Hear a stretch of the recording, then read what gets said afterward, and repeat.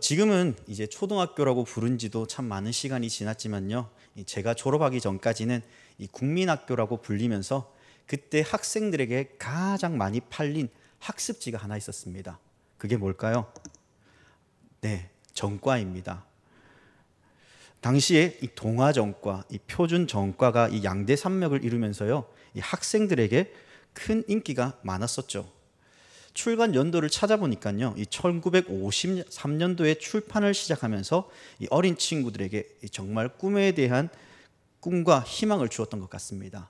게다가 이 전과 책 안에는 이 전 과목 공부할 수 있는 이 유형들이 여러 가지 표현되어 있으면서 잘 모르는 부분은 뒤에 답지를 찾아서 보면은 이 답지 안에는 친절하게 하나부터 10까지 친절한 설명들로 이 답이 왜 이런 답이 나오는지 알면서 이 설명을 해주면서 그 답을 찾아가게 해줬던 기억이 있습니다. 물론 여기서 제가 말하고 싶었던 것은요, 이 전과의 위대성을 말하고자 하는 것이 아니라 이 전과 문제의 유형과 핵심적인 부분을 짚어가면서 어떻게 학습해야 될지에 안내하는 이 정답서를 통해 이 답뿐만 아니라 문제의 해결 능력까지 키워주면서 학습하는 재미와 능력을 점점 주었다는 것입니다. 다시 말하면은 그 비밀을 통해서 깨닫고 깨달은 것을 통해서 알아간다는 것이죠.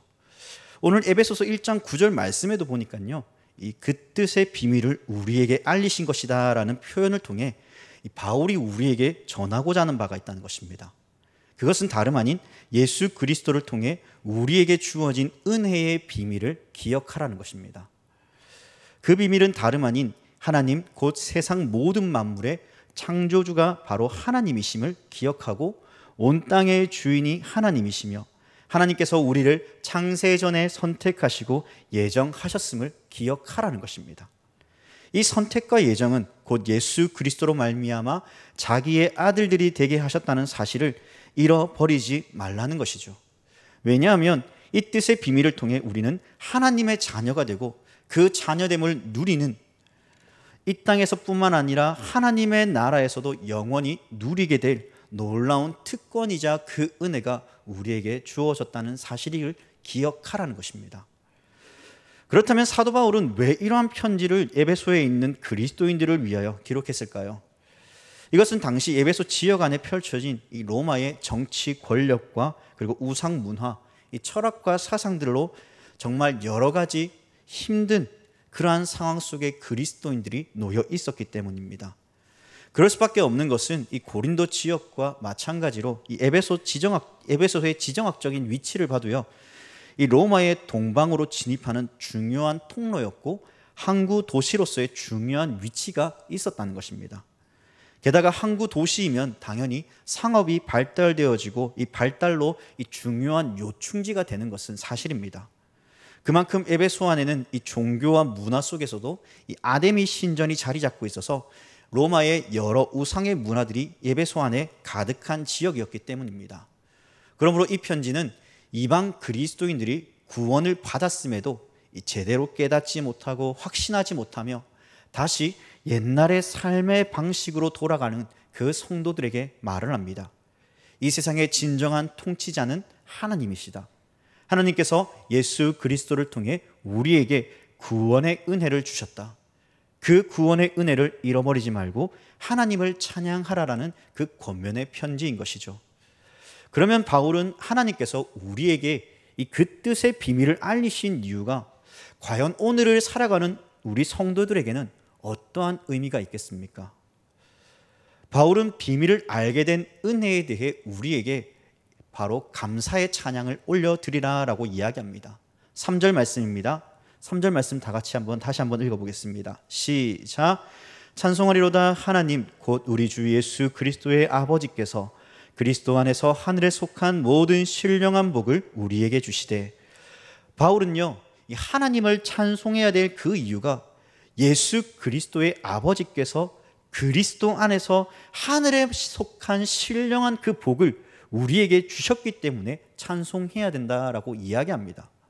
여기서 복이라는 의미는요, 뭔가 눈에 보이고 잘되고 이 만사 형통하고 물질이 넘쳐나는 그러한 복을 말하는 것이 아니라 눈에 보이지 않는 그 신령한 복을 이야기합니다. 특별히 복 앞에 이 하늘에 속한 신령한이라는 이 명제가 붙어 있기 때문이죠. 여기서 신령한이라는 원뜻은요, 이 푸뉴마티케인데 이 신약 성경에서는 이 단어의 뜻을요, 성령이라는 표현들로 사용하고 있습니다. 다시 말하면 성령 하나님의 사역의 결과로 주어진 복이 우리에게 주어졌다라는 것을 기억하면서 하나님을 찬송하라라고 이야기합니다.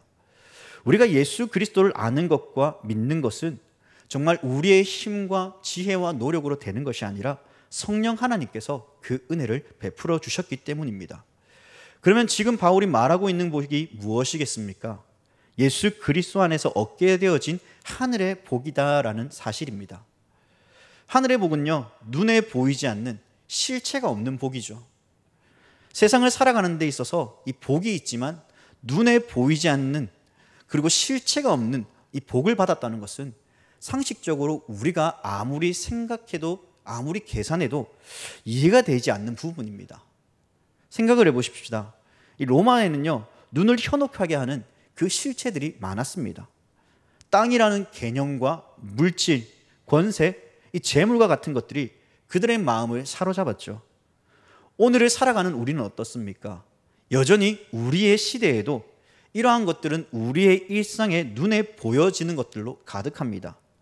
그래서 나온 말들이 이 상대적 박탈감이라는 이 단어를 여러분들이 들어보셨을 것입니다. 빈부의 격차가 벌어지며 자꾸 비교하며 이 자신을 위축되게 만드는 것이죠. 예를 들자면요, 저는 아반떼라는 차량을 타고 다닙니다. 저는 이 차가 제 나름대로는 정말 좋습니다. 그런데 이 그랜저라는 차가 지나가면 저 차는 몇 cc이고 가격은 얼마 정도이고 나보다 저 젊은 친구가 타고 다니네 라고 하면서 저도 모르게 부러워하는 것을 보게 됩니다. 그리고 그랜저를 타고 다니는 사람은 어떨까요? 이 벤츠를 타고 다니는 사람들에게, BMW를 타고 다니는 사람에게 나보다 더 좋은 차를 타고 다니네 라고 생각하며 이 상대방과 비교하며 스스로 이 박탈감을 느끼게 만들어서 결국 비교하면서 스스로에게 자괴감을 들게 만들죠. 어찌되었든 이러한 상대적 박탈감을 이 땅에서 어느 누구나 느끼며 살아갑니다. 그래서 눈에 보이는 것들을 많이 쫓아 살아가죠. 물론 이 땅에서 누리고 있다고 해서 그것이 나쁜 것은 아닙니다. 왜냐하면 그분들 나름대로의 젊었을 때 고생하고 그 고생한 것을 통해서 그들이 위치가 올라가며 그만큼 노력한 결과물일 것이기 때문이죠. 하지만 이러한 눈에 보이는 실체들은 영원하지 않다는 것에 우리는 주목해야 됩니다.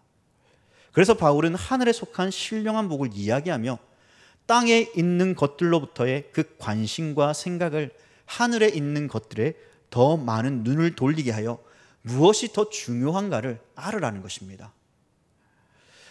하늘에 속한 신령한 복은 영원한 것이기 때문에 이 땅에서 주어지고 누리는 그러한 것은 영원하지 않기 때문에 무엇이 더 상대적으로 중요하냐는 것입니다. 그것들이 빼앗기지 않도록 그것을 바라보며 실체는 없지만은 그러나 우리에게 주어질 놀라운 그 은혜의 복을 사모하라는 것이죠. 그러므로 눈에 보이는 현실이 주는 것들에 안주하며 그것을 쫓아 살아가다 보면 결국 영원한 것을 잃어버리고 그 모든 것을 빼앗기고 사라진 후에 그 모든 것들이 후회되어지고 그리고 늦어지기 때문에 그래서 하늘에 속한 그 복을 누리며 살아가라는 것입니다.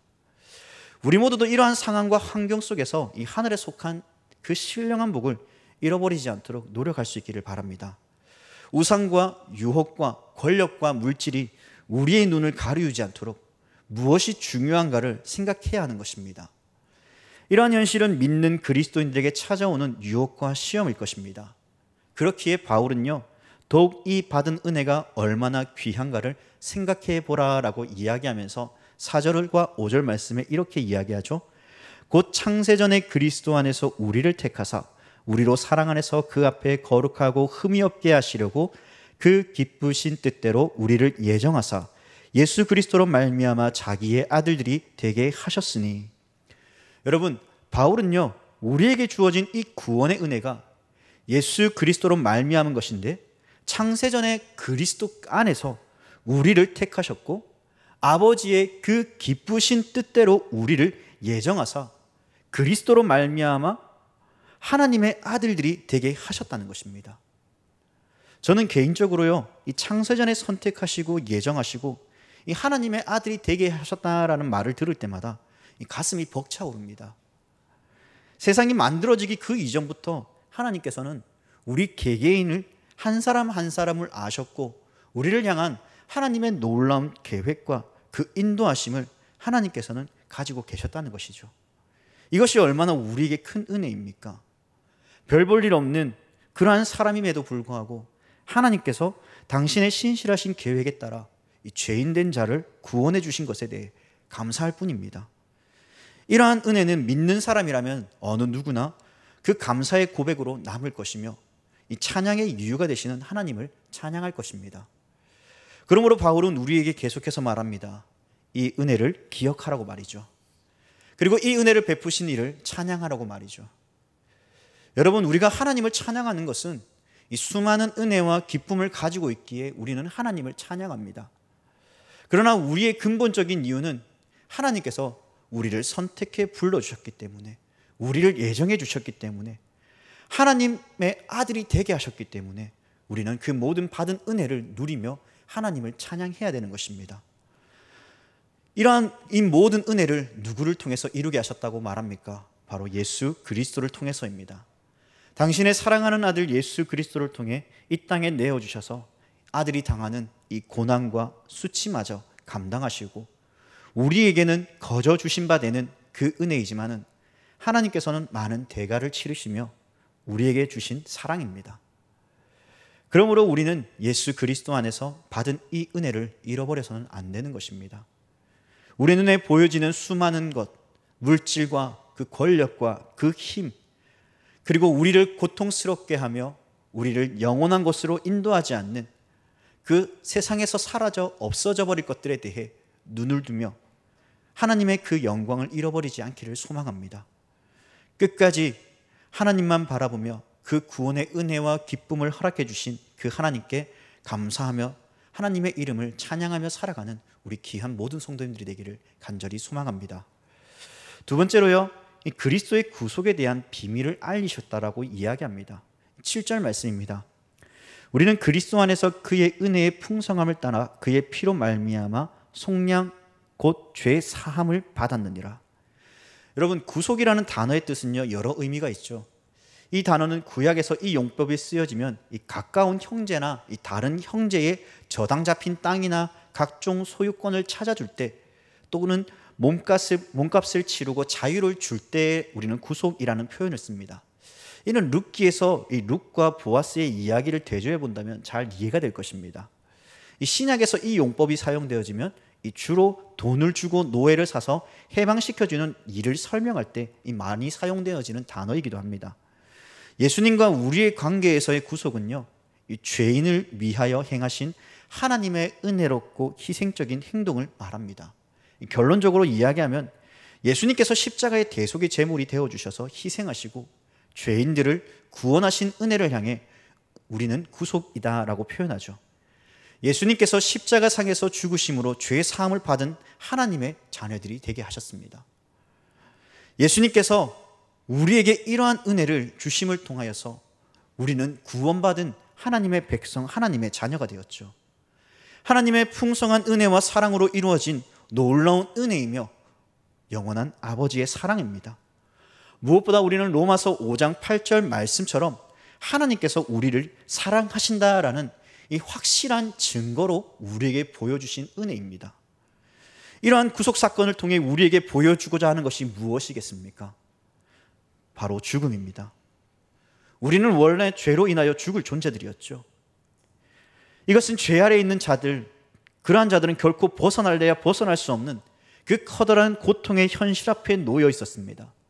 그런데 예수님께서 우리의 인생을 대신하여 십자가에 내어주심으로 단번에 우리의 모든 죄가를 용서해 주셨습니다. 우리의 모든 죄가를 단번에 그 값을 치르셨습니다. 십자가에 매달려 죽기까지 사람들로부터 온갖 수치와 수모와 손가락질과 침뱉음을 당하시면서까지 그 고난의 십자가를 지셔야 했습니다. 왜 이러한 십자가를 지셔야 했습니까? 우리가 져야 될 모든 죄악의 짐을 예수님께서 담당하신 것입니다. 십자가에 내어주심을 통해 우리는 하나님의 자녀가 되었고 영원한 죽음의 길에서 벗어나 영원한 생명의 길로 인도함을 받게 되었습니다. 죄와 사망의 심판으로부터 자유함을 얻은 것입니다. 이러한 비밀을 아는 자는 결코 다른 곳에 눈을 돌리지 않을 것입니다. 그리스도인이라 하면 적어도 눈에 보이는 부와 명예를 쫓아가는 자가 아니라 하나님의 은혜를 쫓아 살아가는 자들입니다. 예수 그리스도의 구속의 은혜와 사랑을 통해 우리에게 주어진 그 의의 옷을 우리는 벗어버리는 자가 아니라 그 은혜의 옷을 우리가 마음판에 생기며 그 은혜를 기뻐하며 소망하는 영원한 나라를 소망하며 살아가는 자들이기 때문입니다. 사랑하는 여러분, 우리는 이 땅에서 받는 위로와 유익과 즐거움, 그리고 사라져버릴 것들에 대한 그것에 우리의 생명을 맡기며 살아가시겠습니까?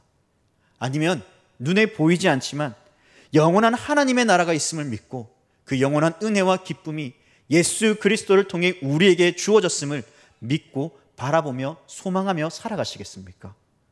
바울은 말합니다. 1장 17절에서 19절까지의 말씀을 다 같이 한번 읽어보겠습니다. 시작. 우리 주 예수 그리스도의 하나님,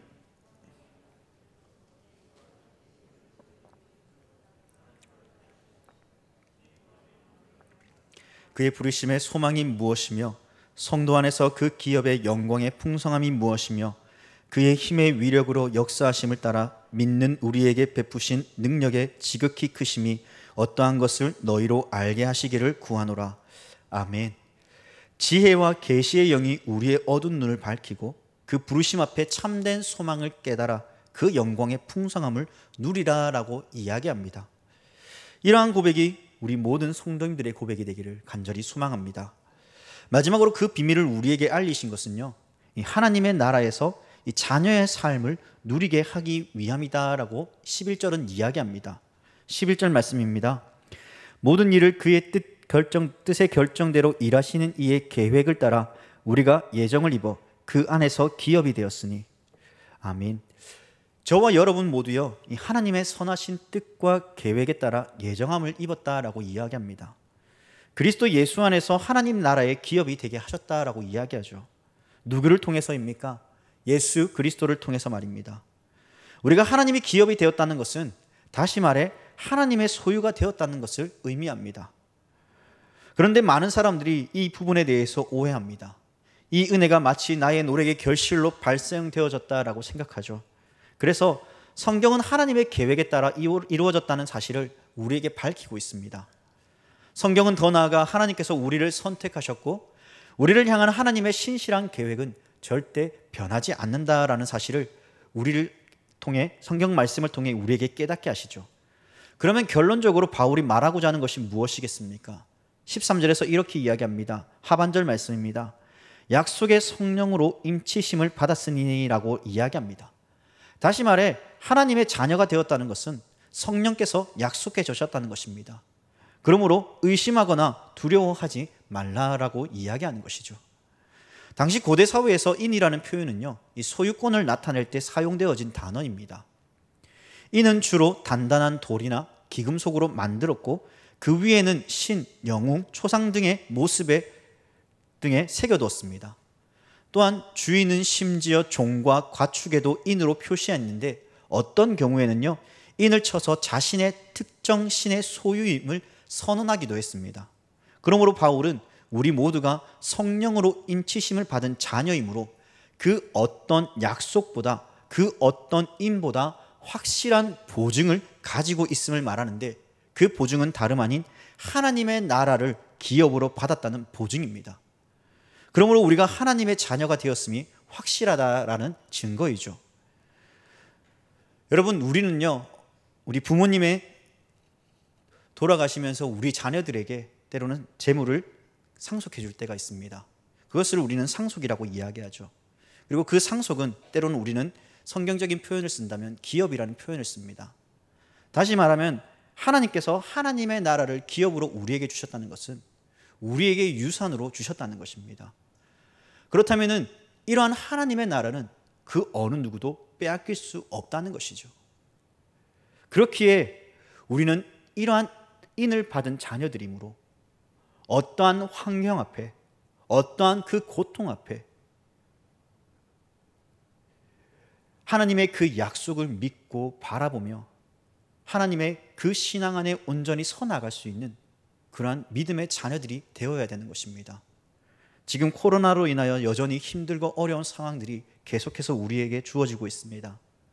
그럼에도 불구하고 우리에게 하나님의 놀라운 계획하심과 그 인도하심, 그리고 우리를 하나님의 자녀가 되게 하셨다는 이 사실이 우리에게 주어졌다는 것이 얼마나 기쁘고 감사한가를 기억하면서 힘들고 그 어려운 상황들을 하나님의 그 은혜와 사랑으로 이겨낼 수 있기를 간절히 소망합니다. 그러므로 바울은 말합니다. 이러한 자녀됨의 은혜를 누리는 자녀들이 세상의 권력과 힘에 의해 때로는 고난 속에 흔들리지 말고 굳건히 그 믿음을 지켜나가라 라고 말이죠. 이 약속의 보증은 성령께서 하시기에 그 어떤 약속보다 뛰어나다라고 이야기합니다. 성령께서 인쳐주심으로 우리가 하나님의 자녀가 되었음을 확실히 믿고 살아가라라고 이야기합니다. 그 약속은 우리 주 예수 그리스도 안에서 우리에게 주어진 하나님의 한없는 은혜이며 사랑입니다.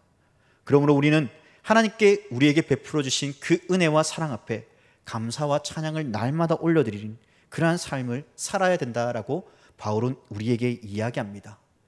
말씀을 정리하겠습니다. 에베소서 1장을 통해 그 뜻의 비밀을 우리에게 알리신 것은 우리로 그리스도 안에서 진정한 복이 주어졌음을 기억해야 된다라고 이야기하죠. 이 복은 이 땅에서 눈에 보이는 복과 비교할 수 없는 영원한 생명의 신비를 품고 있다라고 이야기합니다. 이 은혜는 하나님께서 이미 창세 전에 우리를 선택하시고 우리를 향한 하나님의 놀라운 예정 속에 이루어졌다라고 이야기합니다. 성령께서 그 약속을 보증하신다라고 말하죠. 그러므로 우리는 이러한 놀라운 비밀을 깨달은 자로서 또한 그 은혜를 누리는 자들로서 고난 속에서도 부와 명예와 그 권력 속에서도 흔들리지 않고 굳건한 신앙을 지켜 나가야 됩니다. 우리에게 주어진 이 은혜는 우리 편에서 볼 때 거저 주신 은혜라고 생각할지 모르지만은 그러나 하나님께서는 엄청난 대가를 치르시며 그 아들을 이 땅에 내어주심으로 우리의 모든 죄가를 용서하셨고 하나님의 자녀로 불러주신 하나님의 놀라운 사랑입니다. 그러므로 구원을 허락하시고 신령한 복을 허락하시며 그 은혜의 놀라운 비밀을 깨닫게 하여 주신 하나님께 날마다 감사와 찬양을 올려드리는 우리 모든 성도님들이 되기를 주님의 이름으로 간절히 부탁드립니다. 함께 기도하겠습니다.